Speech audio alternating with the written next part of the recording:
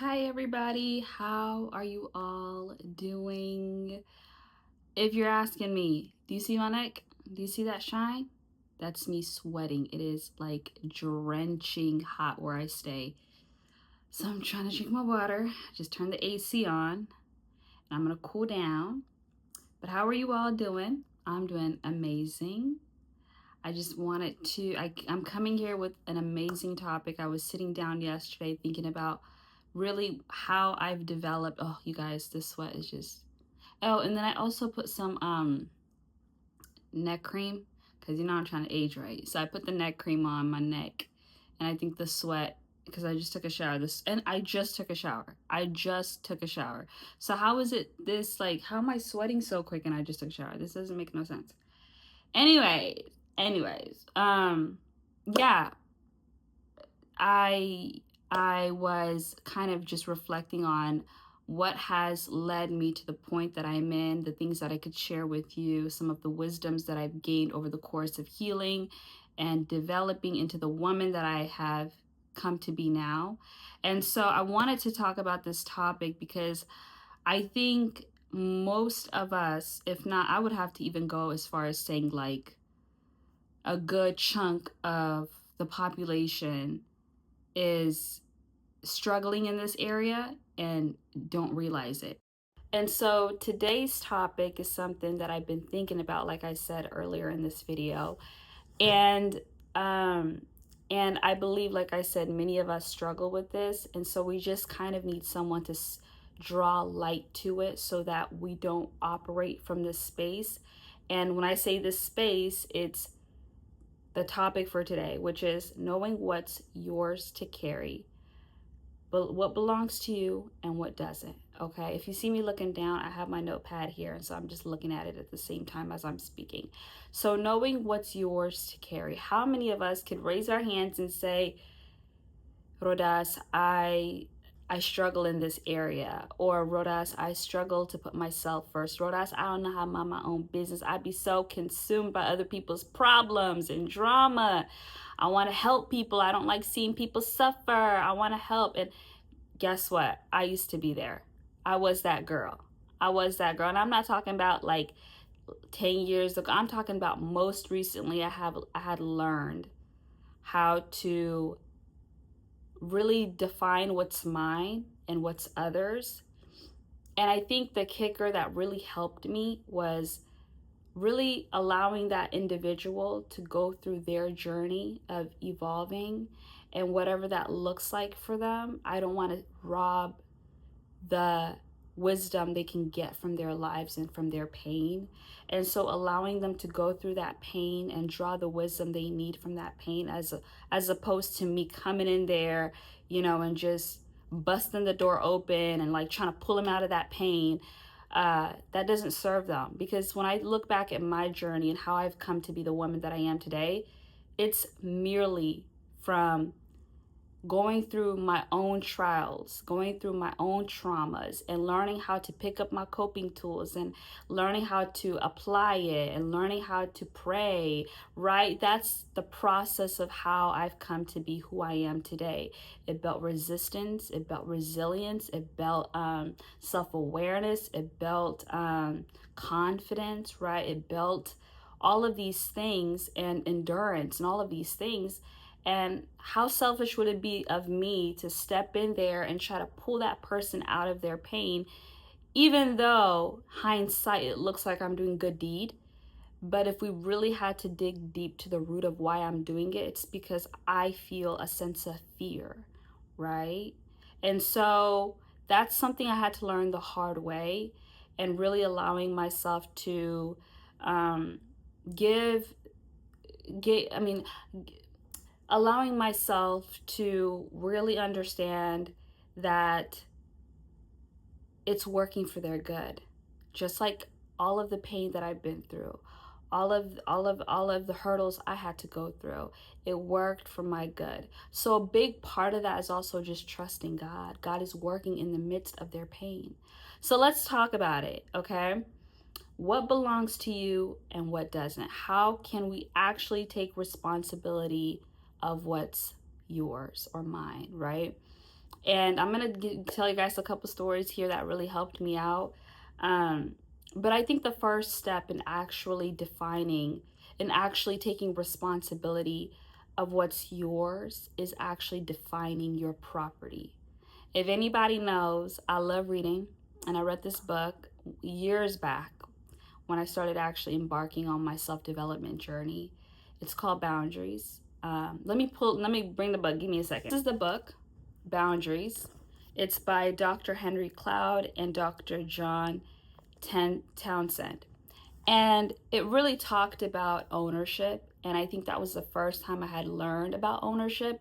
And it was the most empowering concept I had learned up to that point. I must have been around 23 years old at the time. And I really began to apply the principles of boundaries. Now, let me be real, boundaries are really difficult, especially for me, and kind of my upbringing and how boundaries wasn't really welcomed in my upbringing, right? And so it was a really new concept, especially culturally speaking. I think in my culture, it wasn't something that was talked about. It wasn't something that's a norm. And so having to learn this new concept and applying it was really difficult. And it took me a good chunk of my 20s to actually understand boundaries and actually apply it. It's one thing to read it, and it's a whole different ball game to actually apply it. And so the process of applying it, the process of actually um, severing roots that sabotaged the peace of boundaries, if that makes sense. I had to get to the root of everything that actually hindered um, or conflicted with the ideas of boundary. And so for me, we're going to talk a little bit about it, but for me, a lot of that was guilt. A lot of guilt. It's my guilt kind of sabotaged my need for boundaries at that point in time. And so, yes, it was a process. It took me quite a long time to understand and apply boundaries. So we're going to talk about it. The first step in actually taking ownership of what's yours is to define your property. What belongs to you?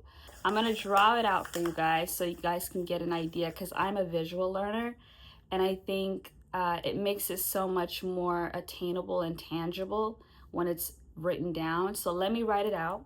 It's not going to take that long. All right. So I'm going to point to the areas. So, okay. So what I was saying earlier is this. When it comes to actually defining what's yours, you need to ask yourself a various of questions. One that helps me is how much is owed to me and how much is owed to the other person. Okay? And what helps me, and it was stated in the book, and I love this statement that was said in the book. You, in the book, I'm talking about the book of the Boundaries book. You are responsible to others, but you're not responsible for others. Okay? You are responsible to others, but you are not responsible for others. So what does that mean? We got to take a step back. How much is owed to you?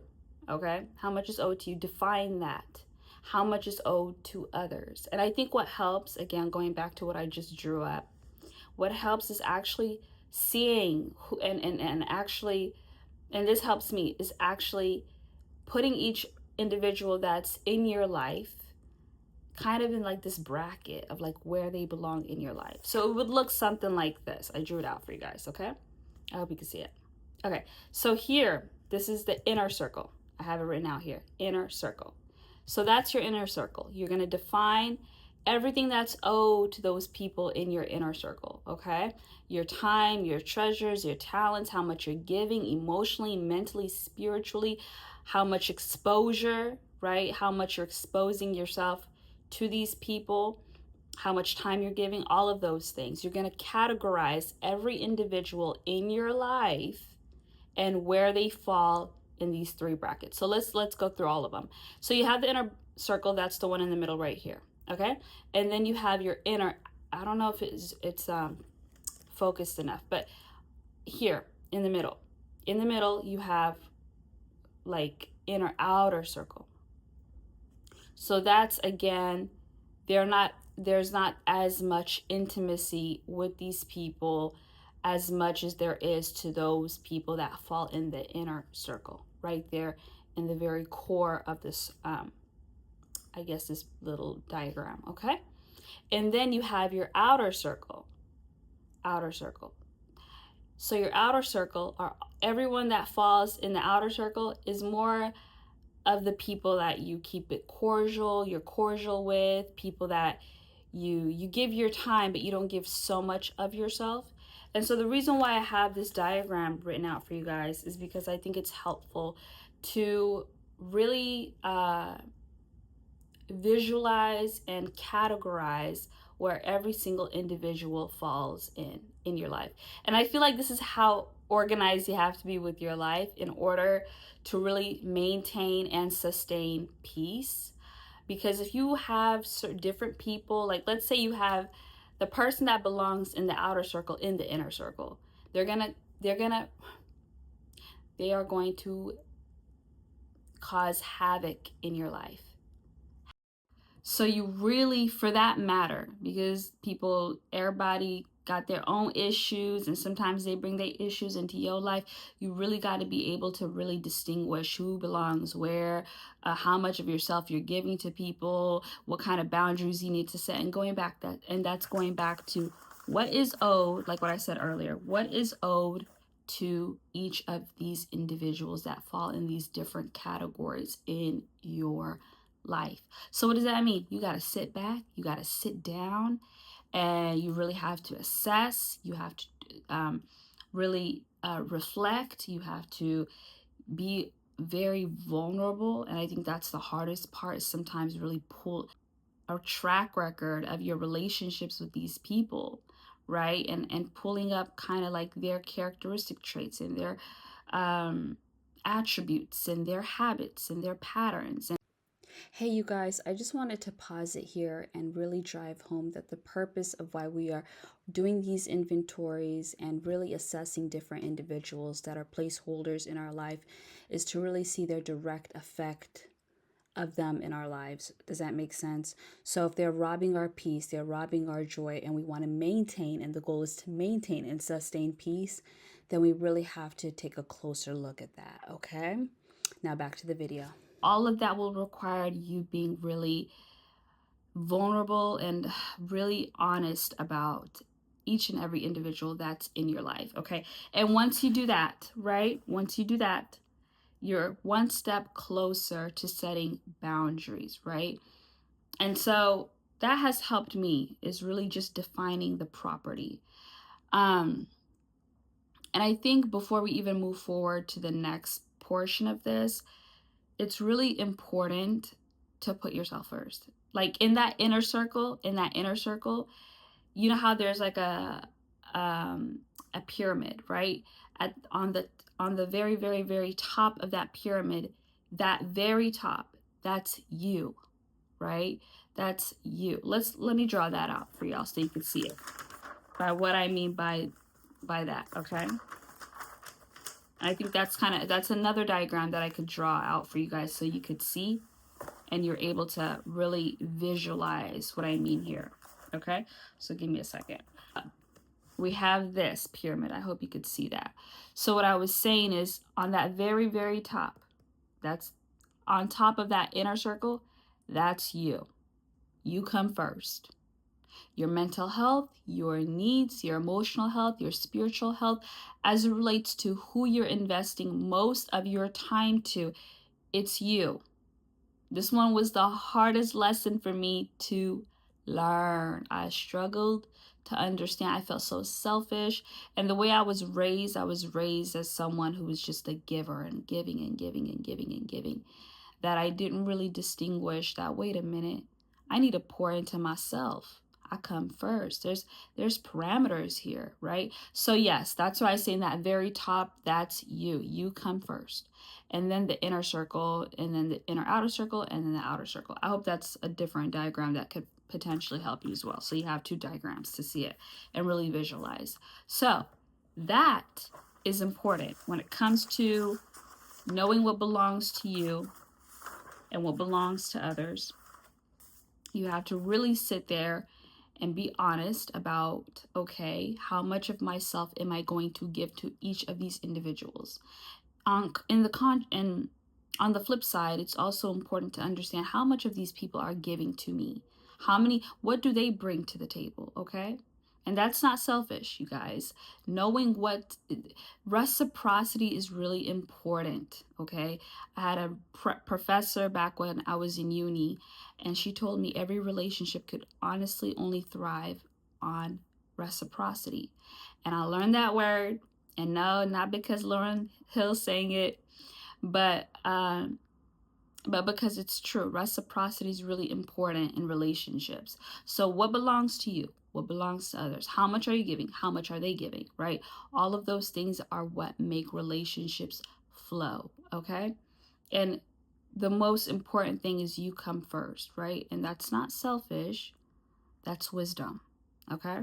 So I wanted to tell you guys a story. I said that I wanted to tell you a story about how I learned to stay in my lane and also trust the unfolding of other people's lives. Okay, instead of me coming in there being this white knight trying to rescue them and save them from their pain and their misery, especially for those of us that have like a big heart, that are like so sensitive and loving. I know that can be really difficult. So this is where I learned, and it totally changed the trajectory for me. So there was about 3 weeks ago, I was working my 9 to 5, and it ended. So I was coming home, and I walk home because I don't currently have a car. Okay. And so it's about like a good 15, not even 15, a good like 11-minute walk from my house to my job. Okay. So in a car, it would probably be like a good 3-minute drive, 3 to 4 minute drive. Okay. And so here I am walking home, and then all of a sudden I'm crossing the street. I'm like halfway home. I hear a noise, and I'm like, look down at my clothes, and I realized I was walking home with my walkie-talkie. And I was like, yo, it's too hot. I'm not going back. I ain't got time for that. They're gonna have their walkie-talkie back tomorrow. But then I started reflecting about like, okay, the next person that's using this walkie-talkie, they need it charged. So I'm like, okay, I gotta go back and actually drop it off. Okay, so I'm like a little bit annoyed by the situation. So I make it home, and I had a family member, and I said, hey, do you think you could drop me off to my job, because I walked home with my walkie-talkie? And I was expecting, yes, no problem. But then the person was like, oh, I gotta go somewhere. I gotta go somewhere. I can't do it. The closest I could do is just drop you off close to your job. Mind you, it's like a good 3-minute, 4-minute drive. So it's not that out of the way, but it was for that person, that was an inconvenience. And I sat back and I was like, listen, everybody has different obligations. So don't allow bitterness to seep in. I know it's hot. I know you had an 8-hour long shift. Your feet is tired, but you know, that was a lesson. And so I'm walking back home from that, and I was a little bit frustrated by the situation. Like, it's only a 3-minute walk, like a 3-minute drive could have. But then the lesson, and this is not to put it on the person that couldn't take me there. This is more so of the lesson I received, and I felt like God was really trying to teach me a lesson there. And that's this: if you can walk your block, they can walk theirs. Okay? If it's hot, it's scorching hot outside, you've been on your feet for the last 8 hours, your body's numb, and it's an inconvenience for that person to drop you to your job, whether that be 7 minutes, 10 minutes, 15 minutes, a good 3 minutes. They couldn't drop you off. Okay, you know what? They can walk their block just like you could walk yours. If you had the capacity to withstand that scorching hot sun and tired old feet. You had the capacity to carry it. They have the capacity. And when I say they, I'm not specifically speaking to that person who couldn't drop me off. I'm just saying, generally speaking, those people have the capacity to carry on. They have the capacity to walk their block. And so I was like, okay, you know what? You know what? Yeah, you're right. I did just walk home freaking hot outside. I walked home and I had the capacity to do it. I did it at the end of the day. And I have to trust that these other people, whoever these people are, they have the capacity to walk their block just like I had the capacity to walk mine. And so that was, I don't know why that experience helped me so much. And so every time I feel this kind of like irritate, not even irritation, but like I feel a little bit uncomfortable in my body because I'm seeing someone else going through pain, and I feel the need to go in there and help them, and I take a step back and I just tell myself a mental note: they can walk their block. I walked mine, they can walk theirs. And if they ask for my help, that's a whole different, you know, that's a whole different thing. But if they didn't ask for my help and I just feel uncomfortable or I feel anxious seeing someone in pain and I'm like, oh, I want to help them so badly, I just take a step back and I say they can walk their block. And I kind of get objective about it, instead of reactive or try to project, because a lot of it is projecting, if we had to be honest, right?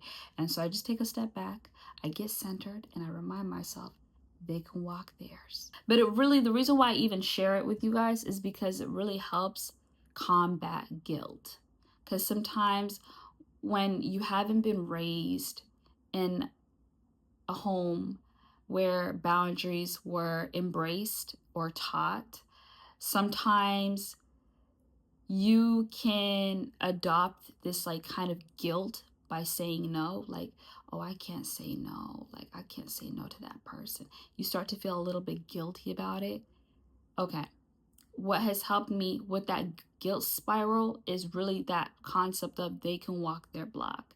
They have the capacity to walk their block, so I'm gonna let them walk that block without me impeding on that. Okay, so that helps me.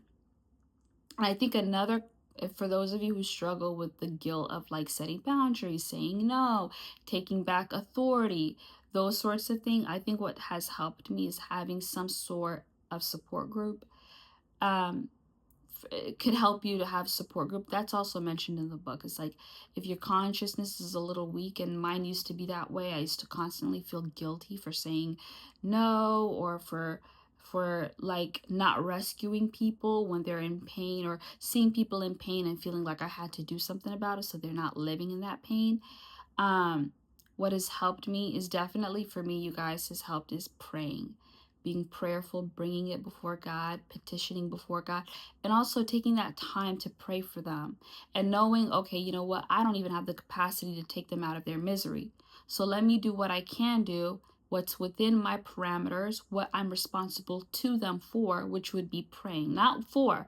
I didn't, if y'all caught me, I didn't say what I said, what I'm responsible to them for, not what I'm responsible for them. Okay, there's a difference there. Okay, so really understanding, okay, so what I'm responsible to them for is praying.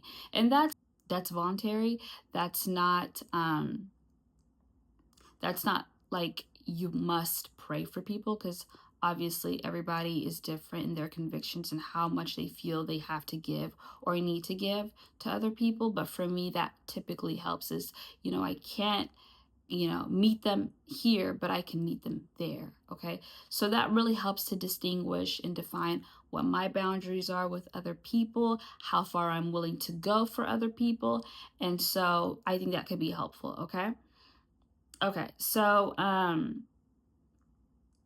yeah, I think the most difficult part about setting boundaries, you guys, is definitely the guilt you feel with that, right? Whether it's with your children. I know that is difficult when you have to say no to your children.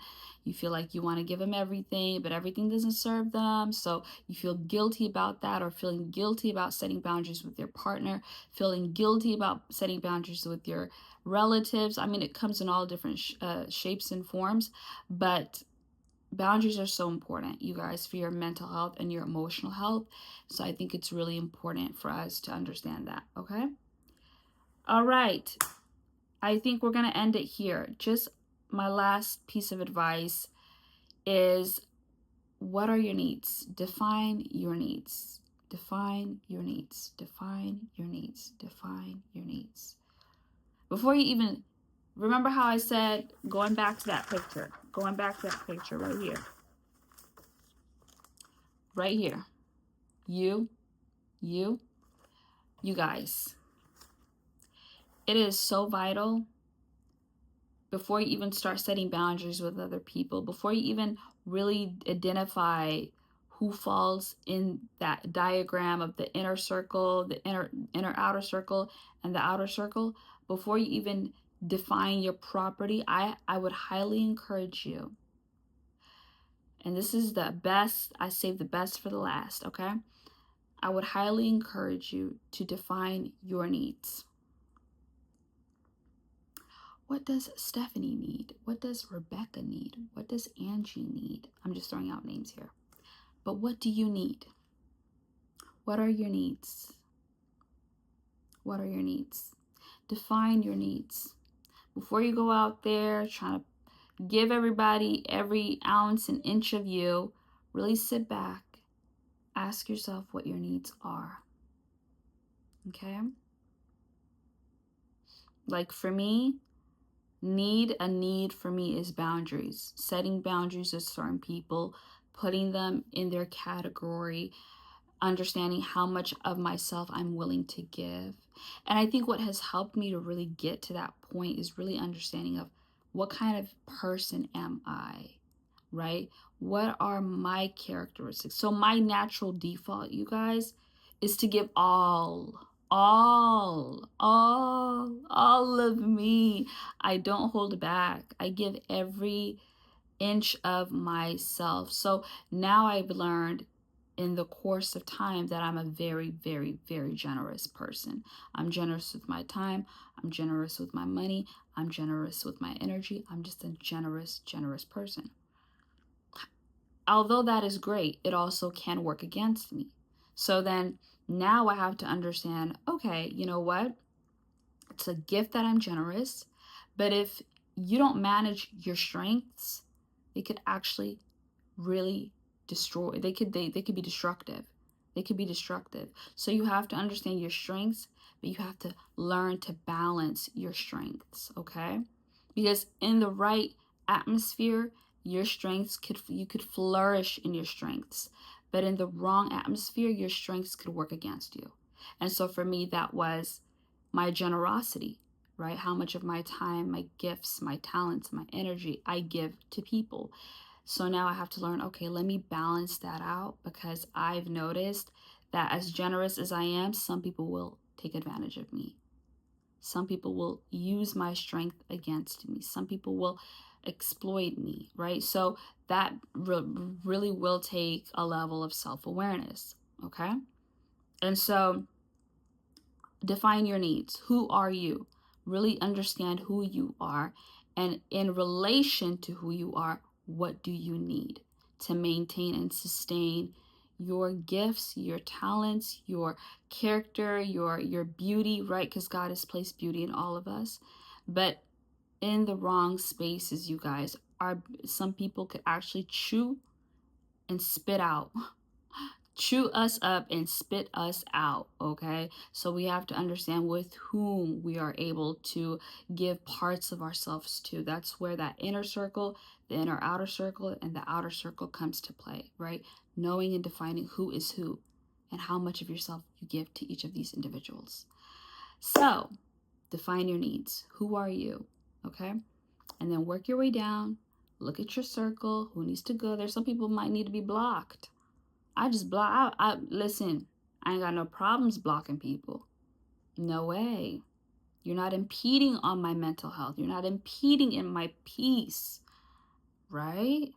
The only reason why I feel as good as I do is because I've been able to define who is who, right? If I come with such light and someone is coming with darkness, I'm sorry, my light is always going to wash out that darkness, as long as my self-care is in place, my boundaries are in place, right?